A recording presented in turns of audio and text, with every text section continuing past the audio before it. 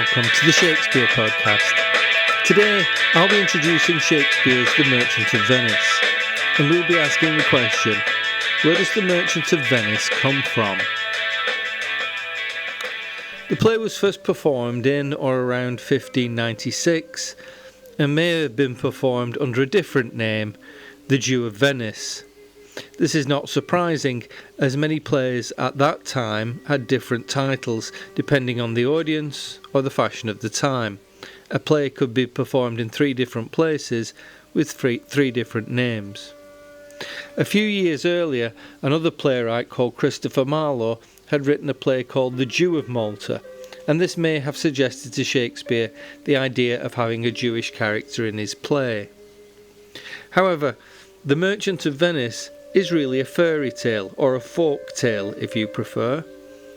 In fact, it's really 2 fairy tales wrapped into one play, and the way in which Shakespeare mixes these 2 fairy tales together is what gives the play its structure.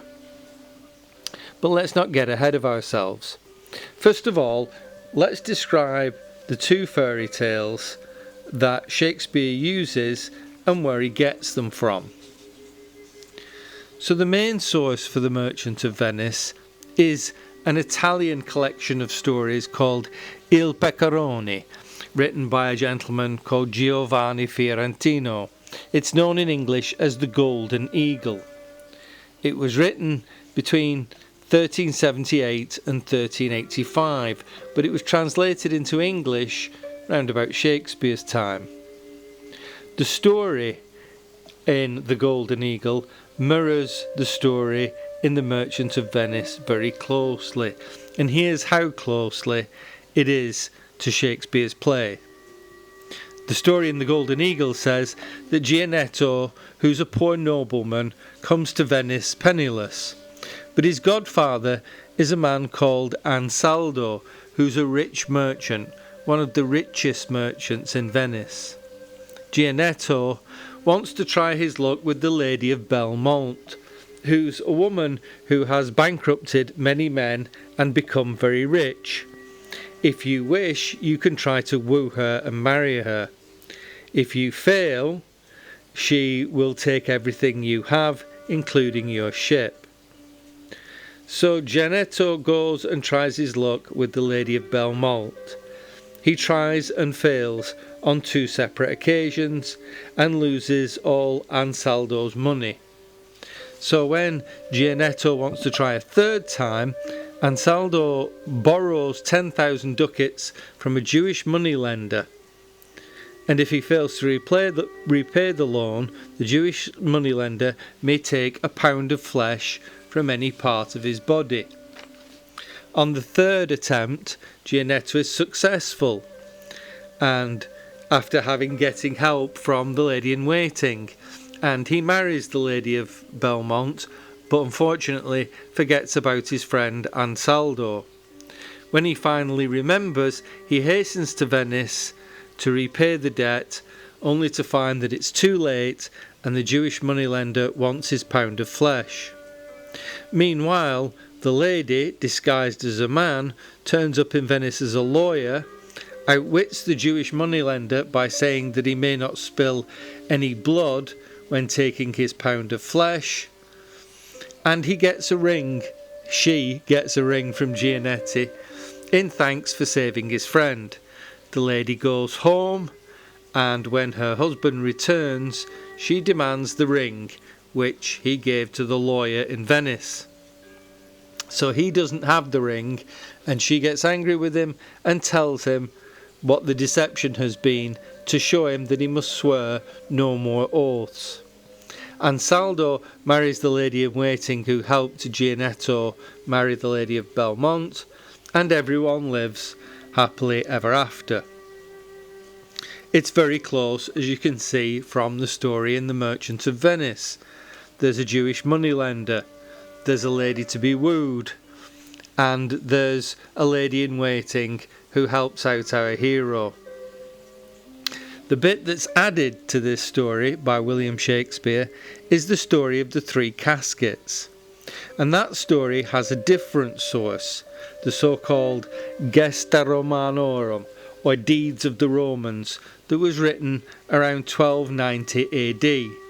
And nobody's quite sure whether this particular collection of stories is French or German or English. The Three Caskets story still has many cultural references today, depending upon your particular age. The story of the prospective lover who must make a choice is exactly the same as the TV series The Bachelor or Love Island or Blind Date. You know, here's contestant number 1. What's your name and where do you come from? Oh, he's from Morocco and he's a prince. How do you like that then? This is a very old format and it's still being used today in television and content, which just goes to show that Love Island is really just part of the basis of Western civilization. And with that terrible bombshell, we're going to end this part of the podcast.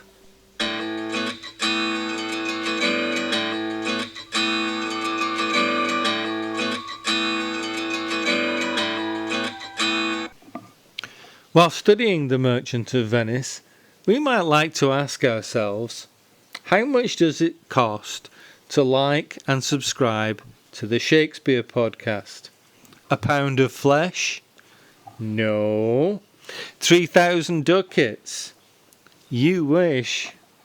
No, you can like and subscribe to the Shakespeare podcast for absolutely no ducats and 0 body parts. That's how you know that it's value for money.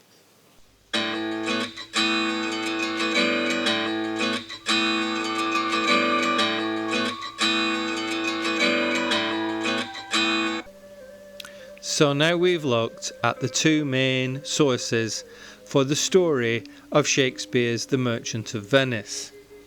You may have noticed that along with the 2 main plot lines, there are 2 smaller stories or subplots that are to be found in the play. The first is the story of Lorenzo and Shylock's daughter Jessica, who fall in love and elope together during the masked ball in Act 3. And the second is the story of the 2 rings, which Portia and Nerissa give to their husbands before they disguise themselves as men and head off to Venice to argue at the trial of Antonio in front of the Duke. The story of the ring is also to be found in the original story from the Golden Eagles. However, it's used rather differently in the play. Both of these 2 smaller stories help to illuminate the main stories of The Merchant of Venice.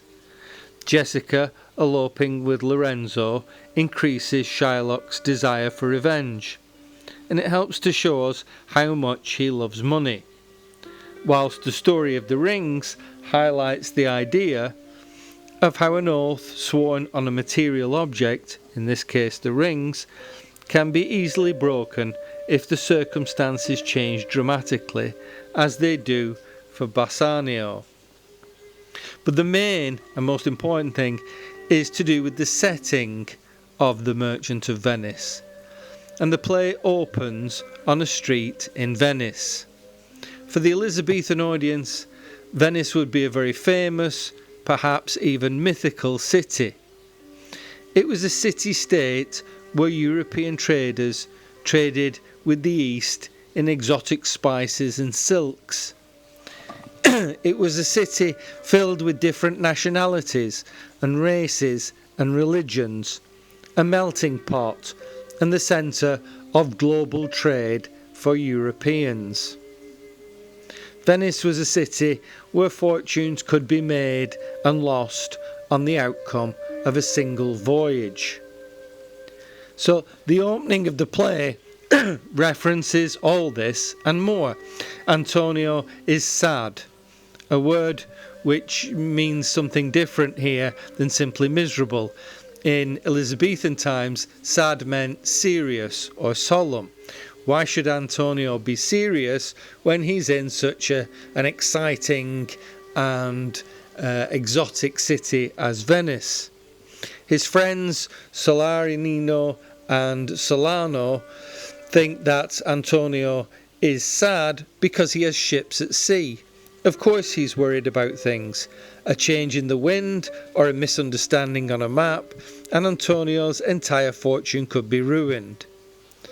And what about the sandbanks and the rocks that your ship could be smashed up against?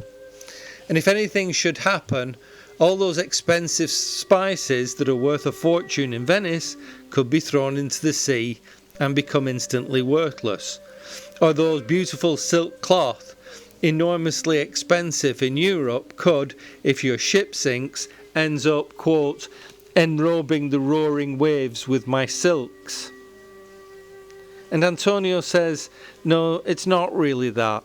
So Solano suggests that it must be a woman, to which Antonio says, fie, meaning get out of here. So why is Antonio so sad? We won't answer that question because the street in Venice that we are looking into is so busy, so full of interesting young men who are all trying to make a fortune, that Bassanio, Lorenzo and Gratanio enter. Salarino and Salanio exit. The brothers are hanging out, they're so busy, they have such exciting lives. It's basically the Elizabethan version of the Wolf of Wall Street. These are hip bros looking to make a fortune in an exciting and exotic city. So Salarino and Solano, they have to go because, quote, your own business calls on you. They're so busy. Then Lorenzo has to leave, but they've got arrangements to meet at dinner time. And Bassanio says, hey, we'll be there. But Antonio, still sad, which is weird because Venice is such a happening city where people are so busy and everyone's so rich, you'd think everyone was happy. And Gratanio explains why Antonio shouldn't be sad, but eventually Lorenzo drags him away. And Bassanio says that Gratanio is a guy who never stops talking. This city is so crazy. What do you expect? It's full of characters. And that essentially is the first 125 lines of the play. It's just about Venice, how exciting it is, how different. We get all these different characters. They're young men. They're looking to make money. It's all very exciting.